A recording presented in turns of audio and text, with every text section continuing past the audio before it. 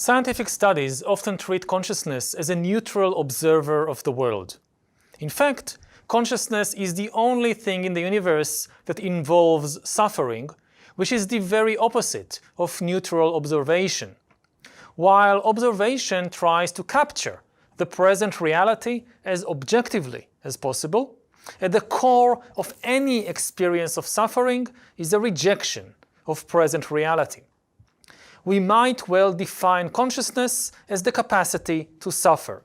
This approach also highlights the crucial political and ethical implications of the science of consciousness. Since consciousness is linked to suffering, questions like what is consciousness and who has consciousness have a deep impact on ethics, politics, and the law, as is apparent in debates about abortion, animal rights, and the legal status of AI.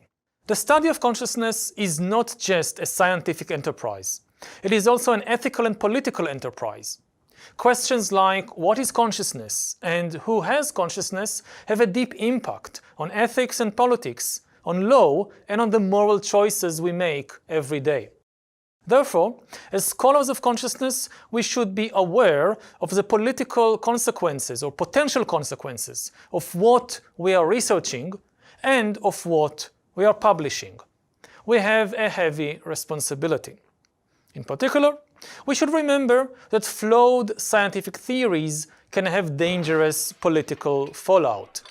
Just think about the impact of erroneous theories regarding race and gender. When a century ago, scientists argued that Europeans constitute a superior race or that homosexuality is a sickness, these bogus theories did not remain confined to laboratories and seminar rooms. They had a terrible destructive impact on the lives of billions of people outside the academic ivory tower. Adopting a political perspective is not just a matter of responsibility.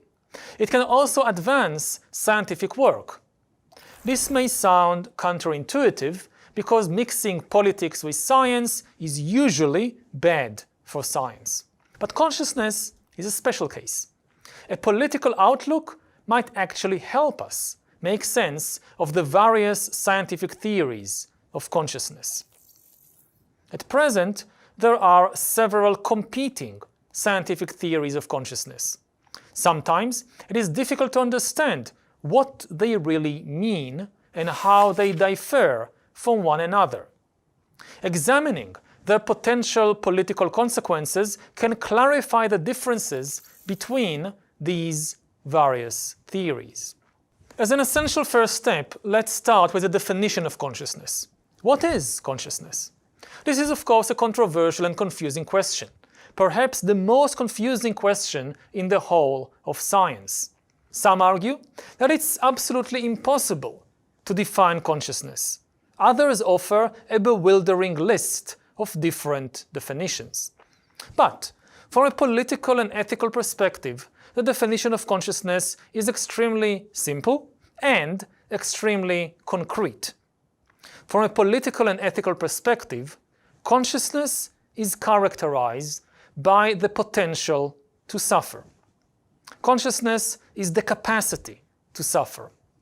Conscious entities, like you and me, can suffer, which is why we are ethical and political subjects. What happens to conscious entities is a matter of ethics and politics. Stones, tables, and cars don't have consciousness. They cannot suffer, and are therefore not ethical or political subjects. They are mere objects. Stealing my car is a crime not because it makes the car suffer, but because it makes me suffer. The link between consciousness and suffering, and between consciousness and politics, manifests itself in numerous political debates in the modern world. Modern societies assume that political authority ultimately rests on having consciousness and being able to suffer. To be entitled to a voice in politics, you need the ability to feel pain and fear, as well as pleasure and joy. Describing your experiences of pain and fear is often a necessary prelude for making your voice heard on questions ranging from race and gender to ecology and taxation. I feel, therefore I am entitled to speak. This was not always the case. In many pre-modern societies, political authority had little to do with feelings. Authority did not come from our inner feelings, it came from outside. Authority came from either the gods or the laws of nature. Rulers, for example, were allegedly chosen by the gods. Things were forbidden because the gods said so, or because the laws of nature supposedly said so. The Ten Commandments, for example, forbade people to murder. Why? Because God said so. One of the biggest revolutions of the modern era was to shift the source of authority away from the alleged laws of the gods and of nature to the feelings of human beings. Modern-day rulers are not chosen by God, they are elected by people according to their feelings. And note that in democratic elections, people are asked not what is the truth, but rather what do you feel. That's why all people are given an equal vote. Some people may be more intelligent than others, and certain people may understand physics and biology better than others. But all humans have a similar capacity to feel, and that is why they are entitled to the same voting rights. The pains and joys of an illiterate person are as important as the pains and joys of a Nobel Prize winner. As for forbidding things like murder or rape, the reason is not that God said so or some ancient book said so. We forbid these things because they make people suffer. To understand this shift in authority, from external laws to internal feelings, we can look at cases of so-called victimless crimes. Crimes that do not cause anyone to suffer. Judaism, Christianity, and Islam famously banned homosexuality. Why? Because God said so. Because scriptures said so. Or because allegedly it was a crime against the laws of nature.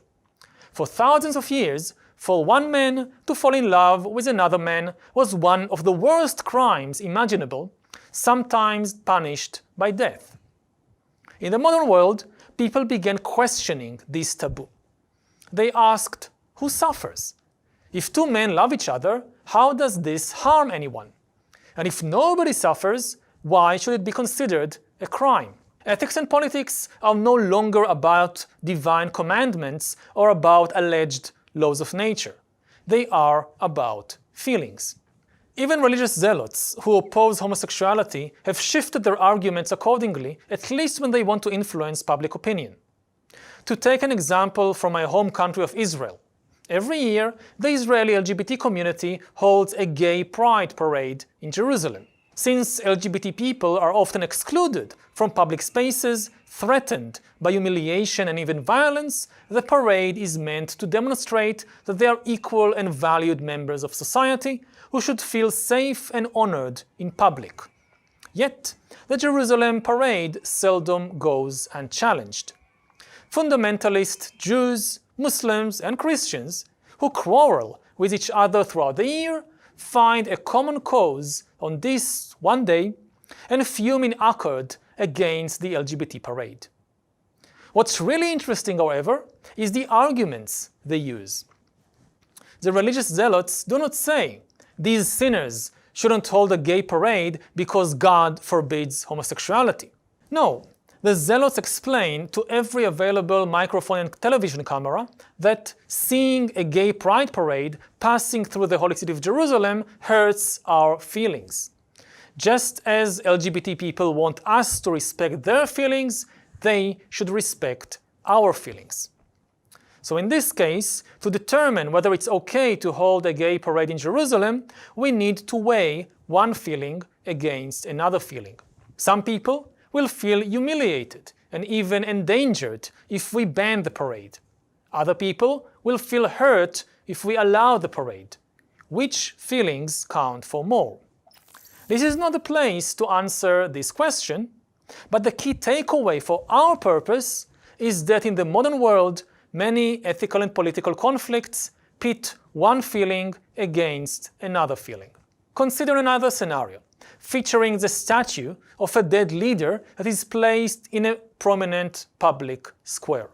Some people demand to remove the statue because they see it as an offensive, racist symbol. Other people object, claiming that for them it signifies pride in their own group identity. Assuming that both sides are sincere, the argument again boils down to the question, whose feelings count for more? If a statue makes some people feel threatened or ignored, while making other people feel proud and valued, how do we weigh these feelings against each other? Such conflicts raise the more general question of how we measure feelings and how we measure suffering. Much of modern ethics and modern politics revolve around the attempt to measure and scale suffering. I mentioned earlier that politics can help us make sense of the various scientific theories of consciousness. One question I would ask about any theory of consciousness is, can it help us measure suffering? Can it help us formulate a scale of suffering? If it cannot, I would doubt whether it is truly a theory of consciousness. One very important part of any scale of suffering is the lowest end of the scale, zero capacity for suffering. Zero capacity for suffering means that you fall completely outside the ethical and political domain. For instance, in the aforesaid debate about the statue, we take into account the feelings of people who abhor the statue, and we take into account the feelings of people who admire the statue, but we don't take into account the feelings of the statue itself, because the statue has no feelings. When it's up on its pedestal, it doesn't feel happy. If you cut off its head and throw it in a ditch, it doesn't feel pain. So the statue itself is not an ethical and political subject. It is merely an object. This is why the questions of who is conscious and who can feel something and who can suffer are extremely important political questions. Consider abortion.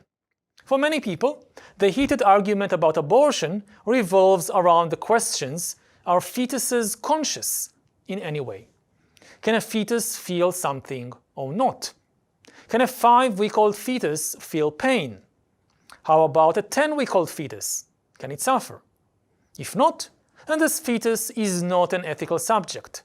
The question of abortion should then focus on the feelings and potential suffering of the mother and perhaps of other people, but the fetus itself has no ethical and political standing. It is a bunch of cells that lack the capacity to feel anything. If you advocate a particular theory of consciousness, can your theory tell us what is the stage of pregnancy when fetuses gain the capacity to suffer? Would you be willing to say so publicly? To testify in court, to testify in Congress? And if your theory cannot say anything relevant on the consciousness of fetuses, is it really a theory of consciousness? Another case in point concerns animal welfare. Can cows suffer? Can chickens suffer? Can fish suffer? If the answer is yes, this has far-reaching implications. It means that these animals are ethical subjects. It means that we should think very carefully about how we treat these animals in the meat industry, in the dairy industry, and in our university laboratories. In 2012, a group of prominent neuroscientists signed the Cambridge Declaration on Consciousness, which states that convergent evidence indicates that non-human animals have the neuroanatomical, neurochemical, and neurophysiological substrates of conscious states, along with the capacity to exhibit intentional behaviors.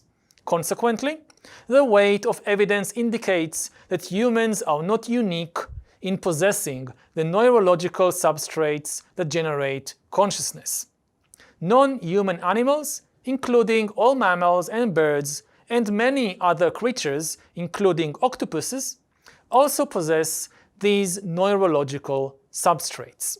This declaration was one of the reasons why 3 years later, in 2015, the New Zealand Parliament passed the Animal Welfare Amendment Act. The Act stipulates that it is obligatory to recognize animals as conscious and hence attend properly to their welfare in contexts like animal husbandry. New Zealand thereby became the first country in the world to legally recognize animals as conscious beings. This is a far from trivial fact, especially in a country where sheep outnumber humans 6-1.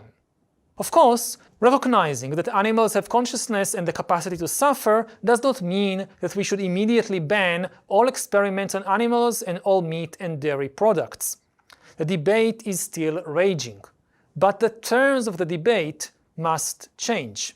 Any serious discussion of animal welfare depends on what we think about animal consciousness. Do animals have consciousness? Do they have the same kind of consciousness as humans? Can they suffer like humans? Someone might agree that cows do have consciousness, but it's nevertheless okay to slaughter and eat them because their capacity to suffer is somehow smaller than the human capacity to suffer. Now, this is an empirical claim. Can the science of consciousness prove or disprove this empirical claim? The fate of billions of sentient beings may depend on this. So, again we come to the question of how we measure and scale consciousness and how we measure and scale suffering. Can we measure cow consciousness and compare it to human consciousness? Can we place cows and humans on the same scale of suffering? Once we get into such a debate about scales of consciousness and scales of suffering, it's unlikely to stop with animals. The question will inevitably be raised about humans too. Perhaps within humankind itself, there is a scale of consciousness and significant differences in the capacity to suffer. What about babies? What about people with dementia? What about all kinds of other diseases? This is an important scientific question, but it also has far-reaching ethical and political implications, some of them extremely dangerous. So, if you advocate a scientific theory of consciousness, can you somehow scale and measure the capacity of different animals and different humans to suffer?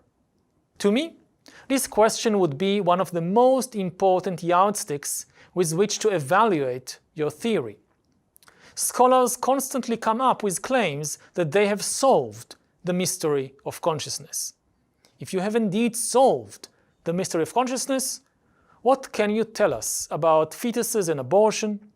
What can you tell us about cows and animal welfare? What can you tell us about measuring and weighing human feelings one against the other? If your theory cannot tell us anything meaningful about such things, then I would doubt whether you have indeed solved the riddle of consciousness. At present, some theories of consciousness, such as the integrated information theory, do indeed claim that they can potentially tell us new things about such matters and give a scientific answer to questions like, do fetuses have consciousness? And can cows suffer like humans? If they are correct, their potential ethical and political impact will be enormous. Scholars working on such theories should therefore be very careful about the claims they make. They should remember that since consciousness is the basis for modern ethics and politics, a new theory of consciousness is likely to have explosive ethical and political impact. Consequently, if scholars have doubts about their theory, they should always err on the side of caution, meaning on the side that is less likely to cause mass suffering. In particular, scholars should be extremely careful when making claims about the ability to measure and scale consciousness. There are few strong theories in science that don't translate into measurements and scales. If and when we get a strong theory of consciousness, it would probably mean measuring and scaling in the most explosive ethical and political field. A scaling of consciousness would almost inevitably translate into a hierarchy of consciousness. We already have an unproven hierarchy of consciousness between humans and other animals. Most people believe that humans have some kind of superior consciousness, which is what justifies the way we treat billions of other animals. This unproven theory that human consciousness is superior to animal consciousness may have caused more suffering than any other single idea in the whole of history. Now think of the potential impact of having a scale of consciousness within humanity itself, which places some humans or some feelings above other humans and other feelings. Remember, for example, the fact that voting rights today are based on the assumption that all humans have equal feelings rather than equal intelligence. What might happen if it turns out that not all humans have the same capacity to feel? What will that do to voting rights? It should also be remembered that a theory of consciousness might be completely wrong and still have a huge ethical and political impact. History is full of examples of wrong theories that reshaped the world, like the bogus racial theories of the 19th and early 20th century. We are now in the initial stage of formulating theories of consciousness. Researchers are merely sowing the seeds of these theories. But even as we sow a seed, we should think of the fruit it could bear. From the very beginning, we should be aware of the ethical and political implications of such theories. Reminding ourselves of the political implications is one reason we had better define consciousness as the capacity to suffer. But on a deeper level, this definition also reminds us of the unique nature of consciousness and of how it differs from all the other known phenomena in the universe. Too often, in the studies of consciousness, scholars tend to treat consciousness as something neutral, as if consciousness is mainly about perception, observation, calculation, and so on. As if consciousness is like a camera that just observes the world without feeling anything. This observational view of consciousness is a byproduct of the fact that when scientists try to understand something very complicated, we often start with the least complicated part of it. Accordingly, when studying consciousness, we don't begin with the ability to feel love or hate, which is very complicated, but rather with far simpler things like the ability to see red. Unfortunately, this may mislead us into having a sanitized and neutral attitude towards consciousness. It might cause us to erroneously understand consciousness as a neutral, observational phenomenon, as if consciousness is mainly about observing things, and as if seeing red is at the core of consciousness, while things like love and hate are peripheral add-ons.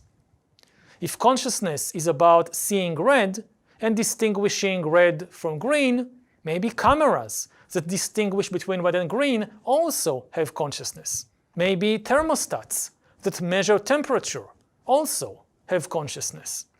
In fact, what makes consciousness so unique and so important is that it is the least neutral phenomenon in the universe. It is the only thing in the universe, as far as we can tell, that involves suffering.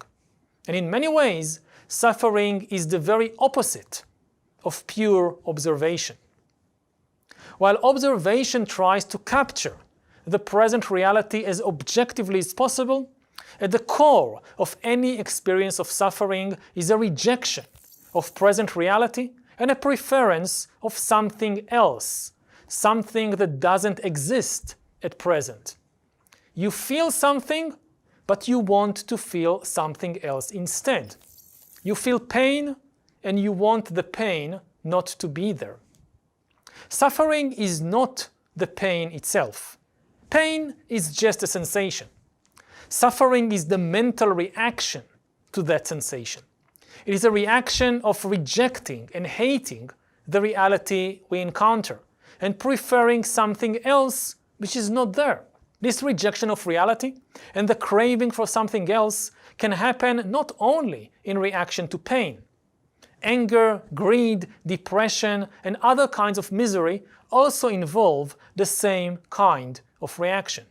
Even a sensation of pleasure might result in suffering if we react to the pleasing sensation by craving more of it and becoming disappointed when we don't get more.